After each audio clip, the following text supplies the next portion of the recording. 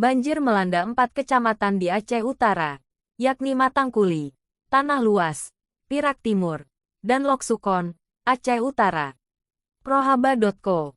Hujan deras dan meluap sungai menyebabkan 4 kecamatan di Aceh Utara. Banjir dalam 3 hari terakhir ini Senin sampai dengan Rabu 7 tanggal 9 Oktober tahun 2024 merendam 2.700 rumah.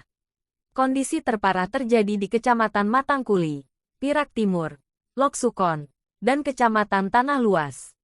Banjir ini disebabkan oleh hujan deras dan luapan beberapa sungai yang berada di kawasan 4 kecamatan itu, yaitu Sungai Kereto, Perak dan juga Petu.